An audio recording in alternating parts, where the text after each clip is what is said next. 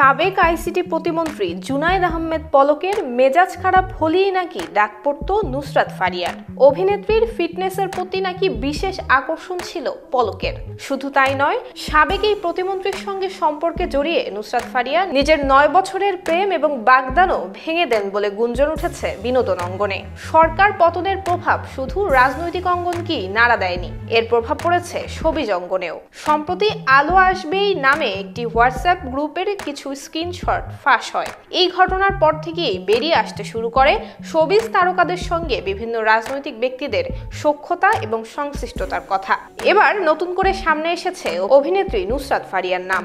গুঞ্জন উঠেছে সাবেক সরকারের ডাক, টেলিযোগাযোগ এবং তথ্য প্রযুক্তি মন্ত্রণালয়ের প্রতিমন্ত্রী জুনায়েদ আহমেদ পলকের সঙ্গে ঘনিষ্ঠ সম্পর্ক ছিল নুসরাত ফারিয়ার। 250-টিরও বেশি ডিজাইন অপশন নিয়ে ওয়ালটন স্মার্ট ফ্রিজ, বোঝে আপনার প্রয়োজন। ক্যারিয়ারের শুরু থেকেই সাহসী রূপে ধরা দিয়েছেন নুসরাত ফারিয়া। খোলামেলা পোশাকের কারণে বিভিন্ন সময় নেটিজেনদের তোপের মুখেও পড়তে হয়েছে এই অভিনেত্রীকে। শুধু তাই নয়, ধনাঢ্য ব্যক্তিদের সঙ্গে বিদেশে ঘুরে বেরিয়েও নানান সময় সমালোচনার শিকার হয়েছেন নায়িকা।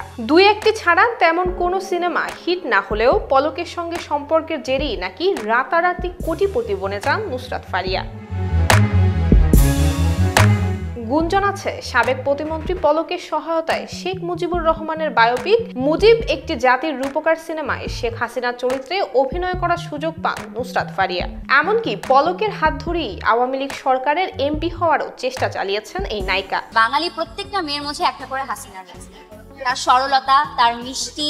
দ্বাদশ জাতীয় সংসদ নির্বাচনে সংরক্ষিত নারী আসনের প্রার্থী চূড়ান্তের লক্ষ্যে গণভবনে মনোনয়ন প্রত্যাশী হিসেবে উপস্থিত ছিলেন নুসরাত ফারিয়া। তবে পলকের সাথে সখ্যতা গড়ে তুললেও এমপি হওয়ার স্বপ্ন পূরণ হয়নি এই নায়িকার। শুধু তাই নয়, দীর্ঘদিনের প্রেমিক রনি রিয়াদ রশিদ নামে একটি টেলিকমিউনিকেশন প্রতিষ্ঠানের শীর্ষ কর্মকর্তার সঙ্গে 2020 সালের 21 মার্চ বাগদান সারেন নুসরাত ফারিয়া। তবে পলকের জন্য সেই বাগদানও ভেঙে যায়।